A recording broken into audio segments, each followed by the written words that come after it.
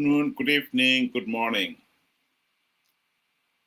Sweden has cut development aid to Zimbabwe and 4 other countries to divert money to Ukraine. I think many Zimbabweans out there who have been following world events cannot be surprised. The honest truth is, we all saw this coming. And when it does come, of course, we are disappointed. And to be fair, Sweden is not the first one to cut its aid. First one to do so was America, when it cut US aid to most countries, not only in Africa, but in many other parts of the world. So we have seen this coming. What we'd like to discuss tonight is, what does that mean to the ordinary person who was the beneficiary of this aid? What does that mean to the nation, to Zimbabwe? And most significantly, what are we going to do about it? Ben, welcome to the program. Good day to you and good day to everybody. I just want to, go back a bit and refresh our viewers. During this week, we had a discussion where I mentioned that, the Zimbabwean government had a local debt of almost $2 billion. And this included, the old BEAM, which is, a fund that is, for children with, who cannot afford basically, and they're supposed to be paying their tuition and education basically. So, this development where Sweden has just cut development aid could not be a bad time. It's going to be felt. Government is really not playing any part. I mean, if you're not able to pay not only the BEAM, but ZIMSEC as well. After the children have written their exams, they're not paid. So now you kind of get a picture to say this withdrawal of such crucial aid is really going to be felt by not government, obviously, because they are well pampered and taken care of, but the ordinary citizens that were benefiting from the aid. It's going to be very, very difficult for Zimbabweans out there.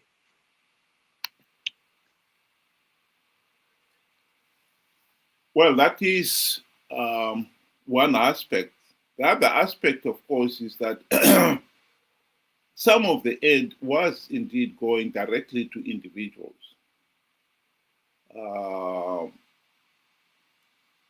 It's not uncommon to hear that,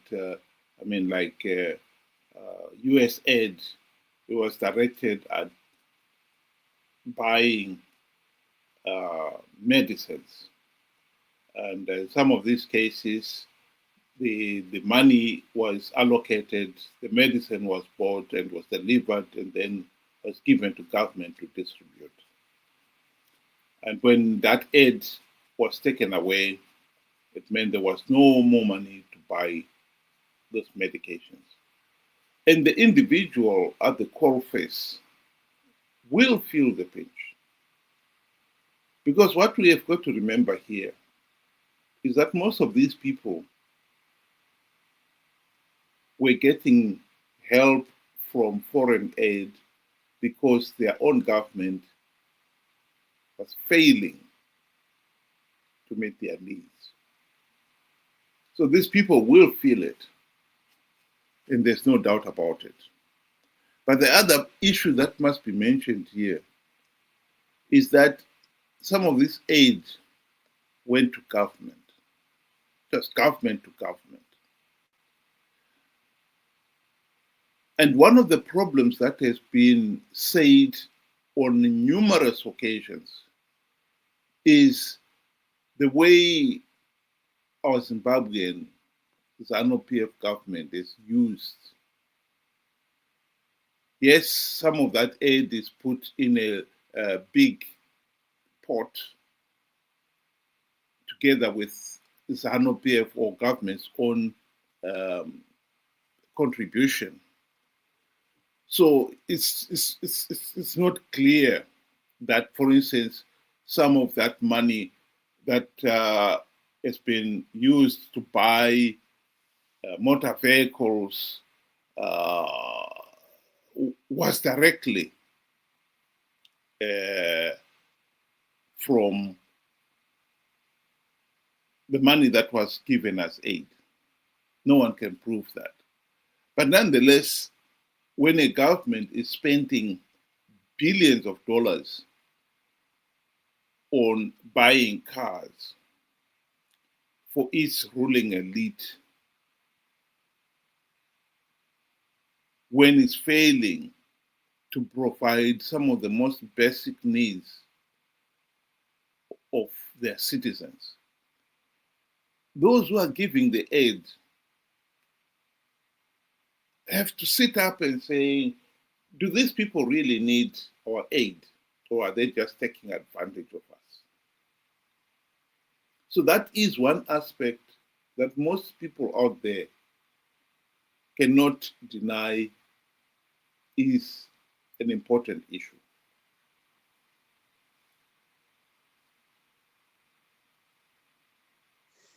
You know, we got to add the fact that in the past, and we've heard about, you know, ZANU-PF politicizing this aid, where especially in rural areas, if you want to get, you know, a share of the aid, you know, be it, you know, maize, rice, or whatever, you have to show, you know, proof of ZANU-PF membership.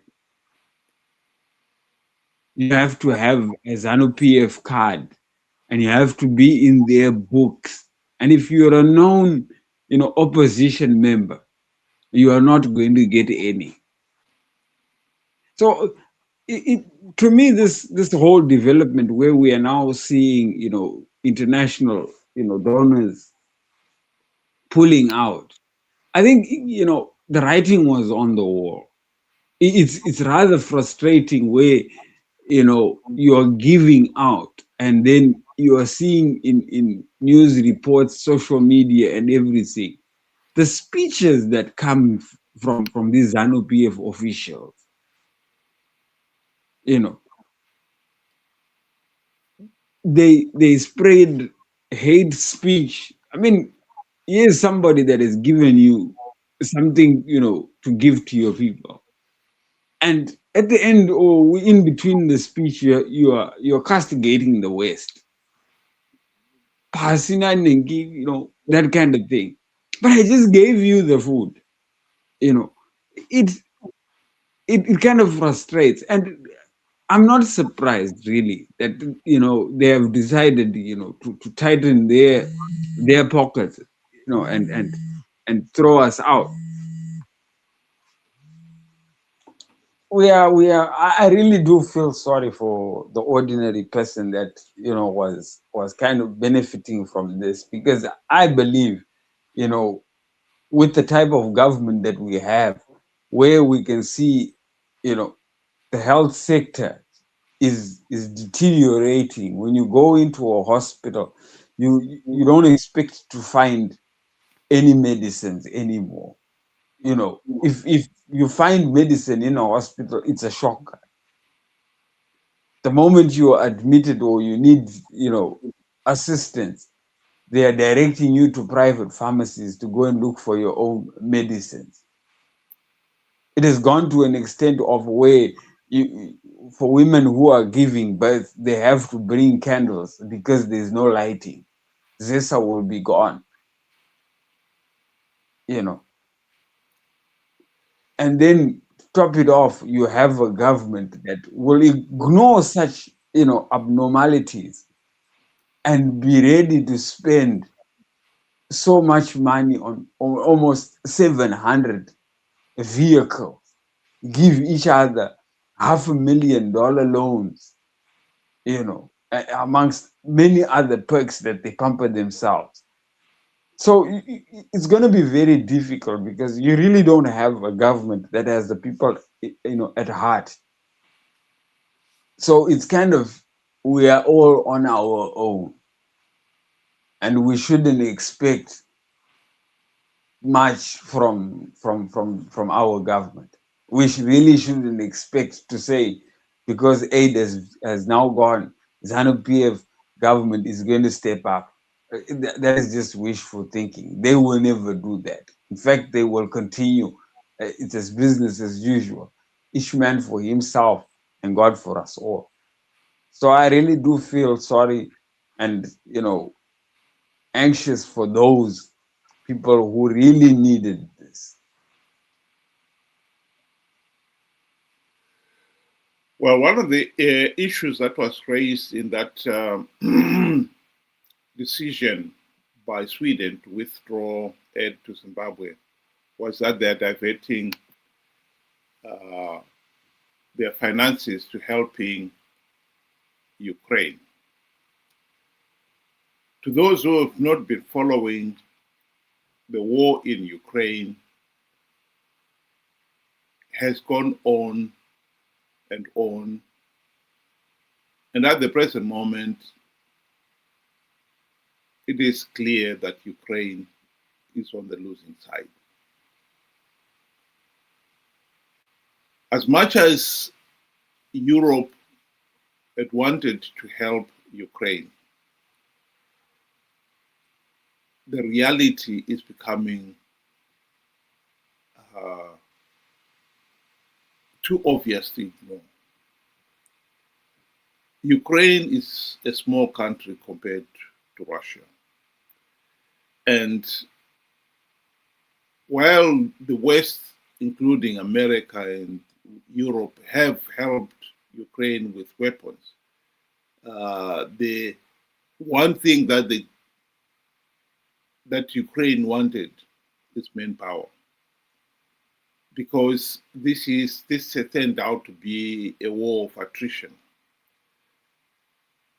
Russia has used its superior manpower and has been pounding Ukraine to the point now where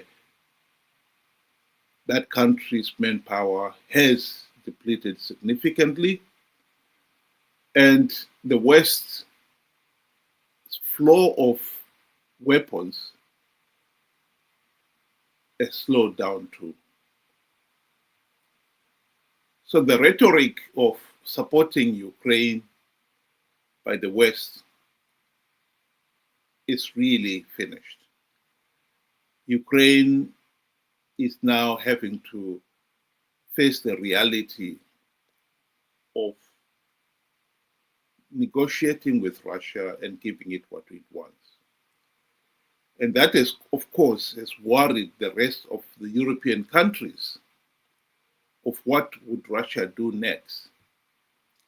And so one of the reasons why the rest of Europe is really increasing their expenditure on weapons is because of that. The victory in Ukraine for Russia could embolden that country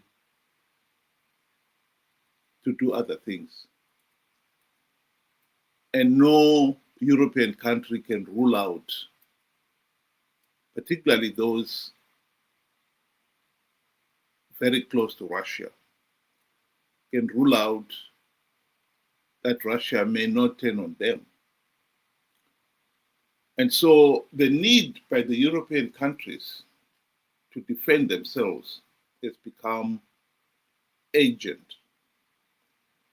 And so one should not be surprised to hear countries like Sweden saying, no, we are now going to concentrate on supporting Ukraine and building our own defense system.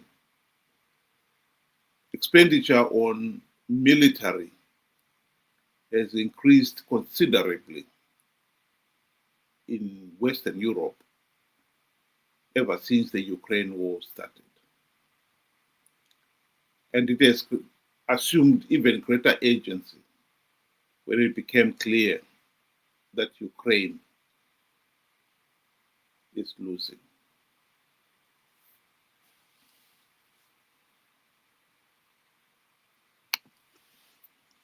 The war in Ukraine is a rather sad, state of affairs. The real reason behind, this destruction of once a beautiful country, is just all political. It's senseless when you really look at it. Say, this is what we are fighting for.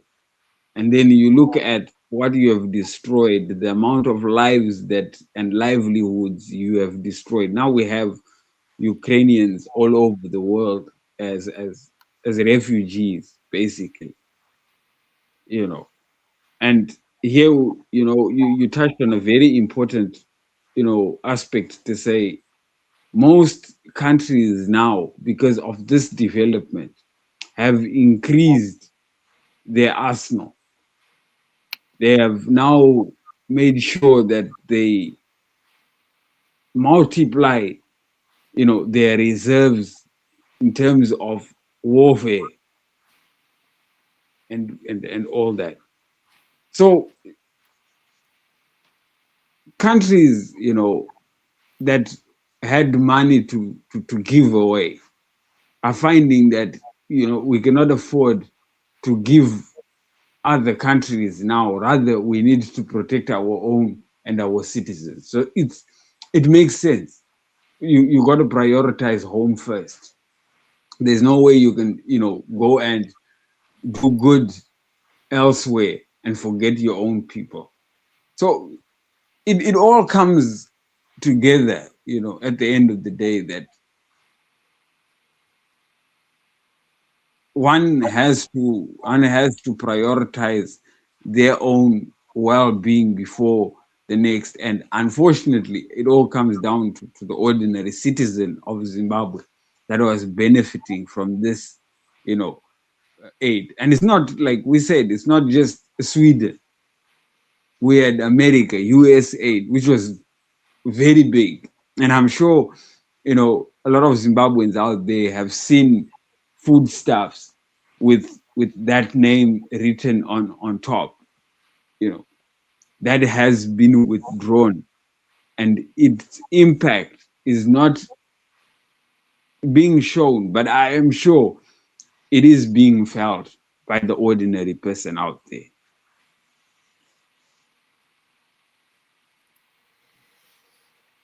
I think many people will be asking, how did we get here? The genesis of this came with the election of US President Donald Trump last year, 2024.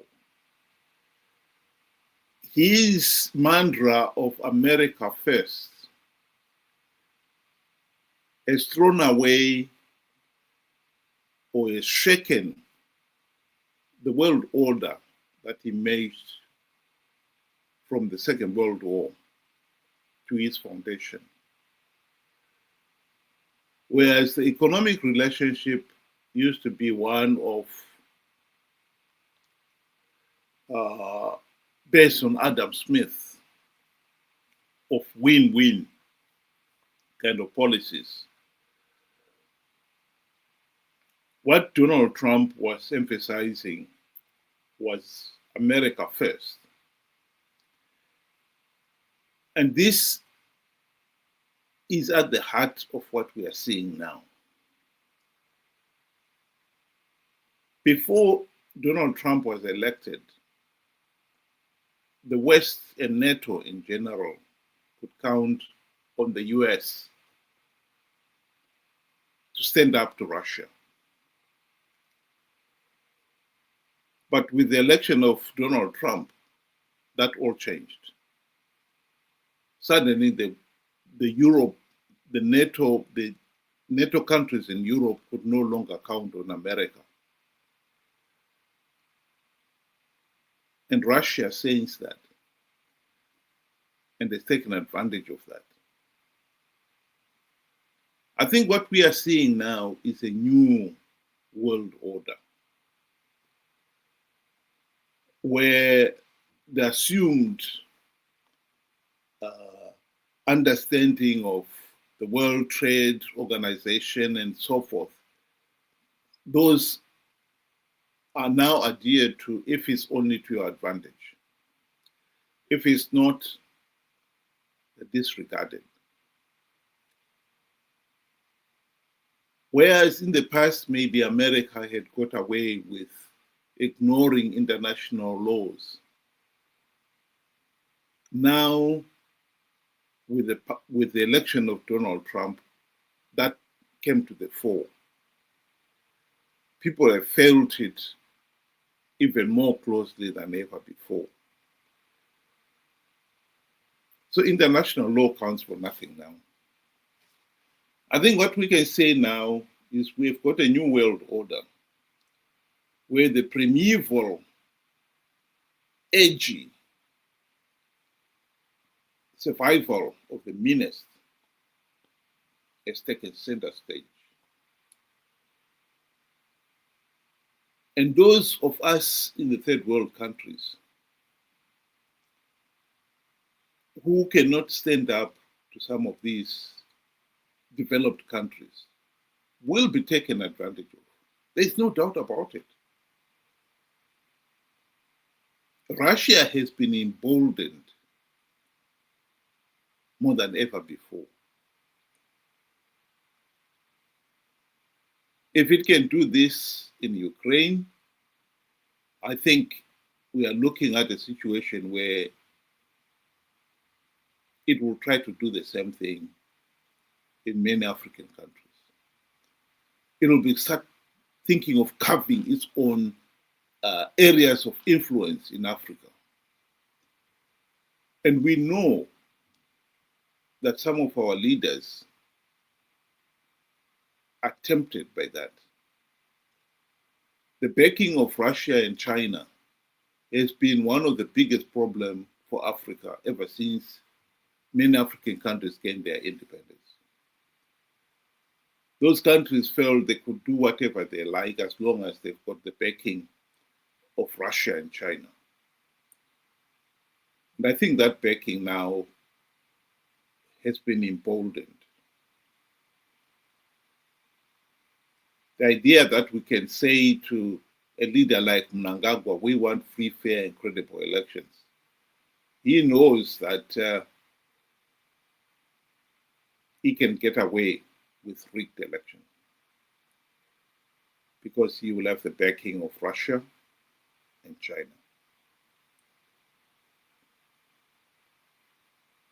In other words,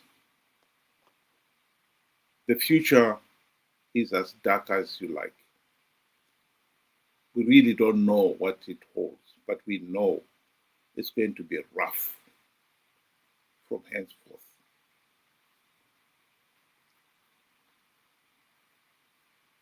And I think, if we were to be frank and clear to our viewers out there, I think the world is going to be forced to change, to take or to choose between two sides, NATO and BRICS. So BRICS is mainly, I would put it across as the look east guys, and the west for NATO. And then we can see the clear picture now, where Africa is leaning towards BRICS. I mean, we have seen, since applications by some African countries wanting to join the BRICS nations.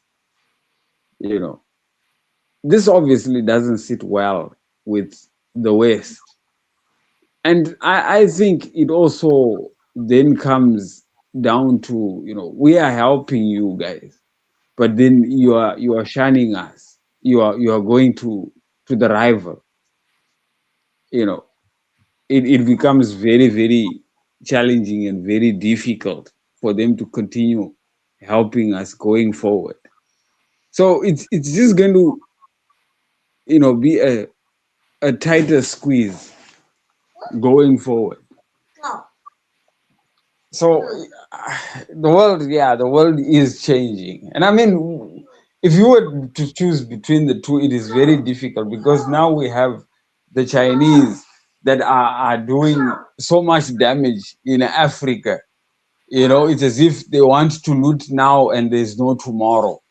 So it's really going to change our ways of life and how life used to be when the dust settles at the end.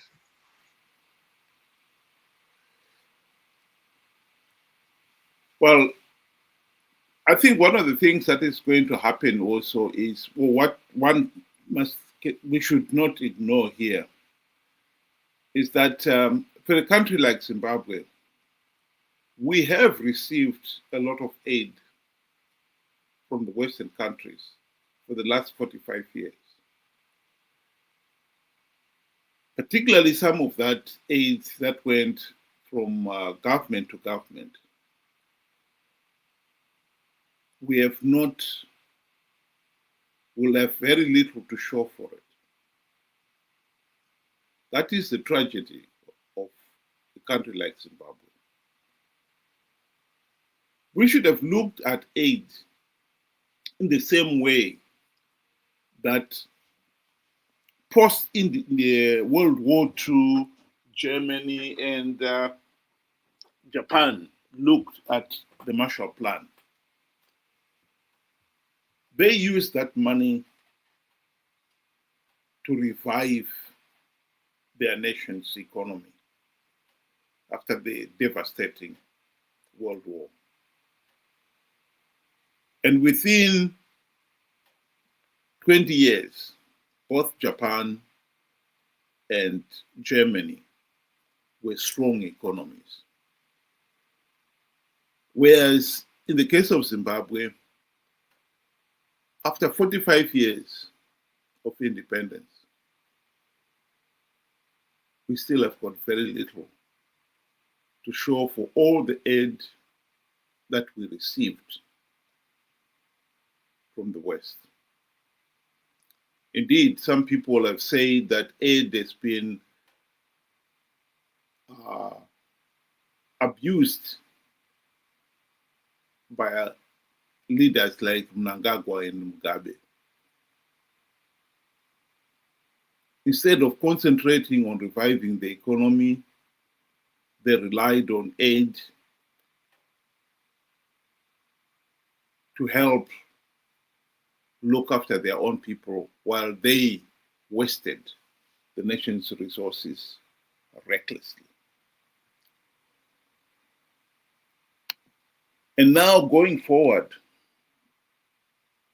we really have to say now we have got to look at paying for the development ourselves without any help. And not only that, most of those even developed countries will not be trading generously with a country like Zimbabwe. They'll be looking at getting the maximum they can. And in a country where nothing is transparent, I think we can honestly say the chances are that corruption and mismanagement are only going to get worse. because now both countries in the East, notably China and Russia, and those in the West, America and Europe, will be looking at what is the best deal we can get for, say, lithium. If they can bribe the leaders to give them the lithium for half the price, they will do so. And in a country where corruption at the top is rampant, that is something we really have to worry about. So this whole new political order has thrown new challenges for countries like Zimbabwe. If there is one big challenge we have to face, it is how are we going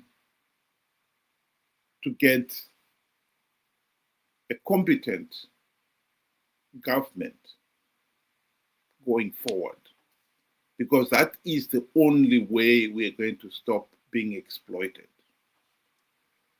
We failed to get it this last 45 years. How are we going to get it going forward? That is a question that most people should seriously think about now.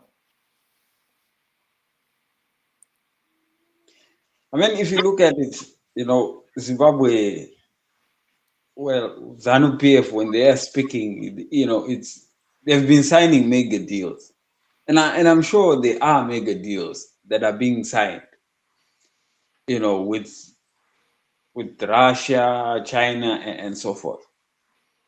But with these bilateral agreements, we are finding out that only one side seems to be developing from these arrangements.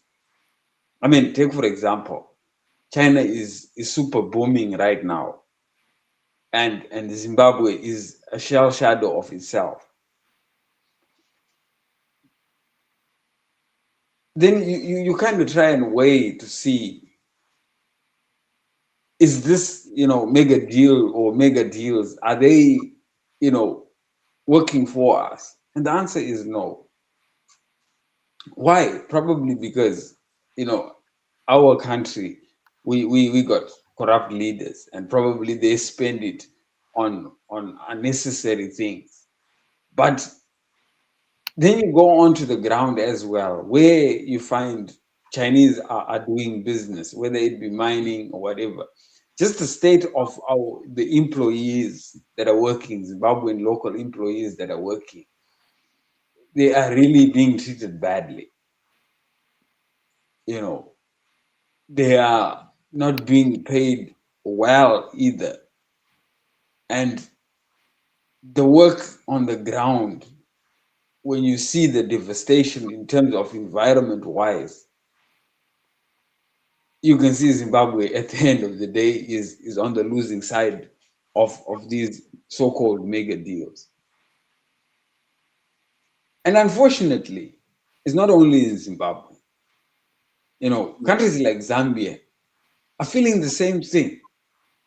We spoke a couple of months back, weeks or months back, where a Chinese company spilled toxic waste in a water body, a big water supply, and it was just quickly patched by the Zambian government to try and normalize things. Don't worry, it's not going to hurt you, and so forth.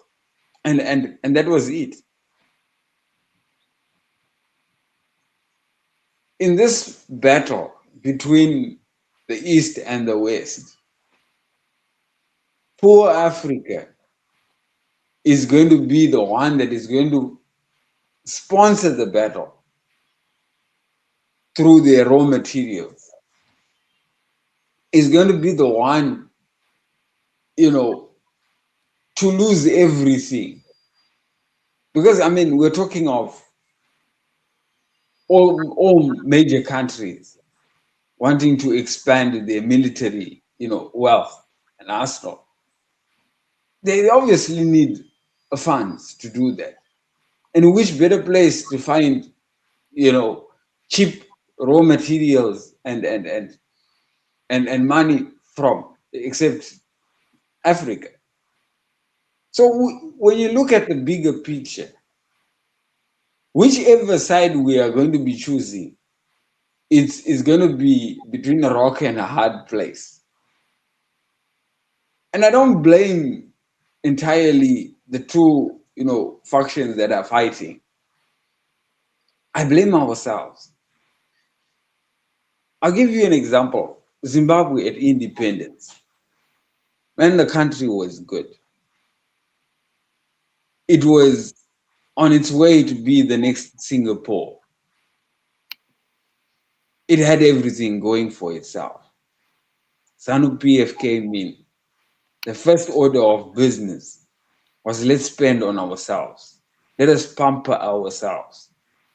And then later, let us bribe. And then from there, we know the rest. We are living it. And this is the case with most African countries. I mean, you always show us the map of GDP of African countries. Very few have got a good GDP per capita. The rest, people are living in abject poverty. It's only going to get worse. I mean, look, I think the map there says it all. It's small patches of green, healthy, economies. The rest is struggling. It's only going to get worse when the bolts are getting tightened. We started with America withdrawing, aid. Now it's Sweden. Tomorrow it's another, and now we're also having the big so-called superpowers fighting the small powers. We know South Africa and the US right now are not in good books. The situation is getting worse. And unfortunately, we have a government in Zimbabwe where they do not see the developments that are happening. That this is the time where you're supposed to be bracing yourselves for the impact, or bracing yourself, for a tighter time that is coming. Because I believe with all this that is happening, it's just going to get worse. And we have governments all across Africa that are not prepared. And guess what? When it does happen and the situation gets hard, it's obviously going to start in Africa because we're already failing badly. I mean, Zimbabwe right now has got no medicines in their hospital. Since independence, Zimbabwe does not even, manufacture, or process any drugs locally. We don't have any industry to fall to say, we can do this, we can do that. Our industries have all closed. So when the times get hard and the push gets, going, how do you think Zimbabwe is going to fare? It's going to be, dog eat dog affair. That's how I see it. Thank you, Ben. I've shown this picture of President Trump with his counterparts, President of Mexico and Canada. The headline there was North American leaders take stage together for the first time. I started by saying that the election of President Trump has shaken the world order. President Trump had a going with literally every nation on earth, including his neighbors, Canada and Mexico. He imposed sanctions, tariffs, you name it, on them, ignoring the agreements that had been drawn up and that had worked for so long. On this occasion, they got together because the three countries are going to host the World Cup next summer. The one occasion when the three countries can work together. The fact still remains that post the World War II, the election of President Trump has really shaken the world order to its very foundation. Other countries are closing doors and looking inward. And if America is saying America first, they too are forced to think of themselves first. And in that environment, the weak will be trampled upon. If there was ever a need for Zimbabweans to sit up and pay attention and say, our political system has failed, and we really, really need to do something about it, it is now. We cannot carry on the way we have carried on these last 45 years. The economic, political, and social challenges ahead of us are coming thick and fast. And if there was ever a time when we needed to have a democratic and accountable and competent government, it is now. We can change.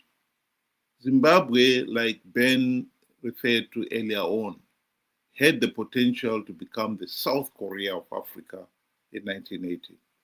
We missed that. We can still change it. All we need is end this case of rigged elections and bad governance. We have said it on this platform, but it's worth saying again. The opportunity to do so is within our own grasp. In the past, we have participated in flawed elections to give ZANU-PF legitimacy. Let's get to our senses. We should stop this madness of participating in flawed elections to perpetuate the dictatorship. We do not have to participate in a flawed election, which we know is flawed, which we know if we participate, we give the vote rigging ZANU-PF legitimacy. That is not rocket science. That is common sense. Thank you very much. Have a good evening.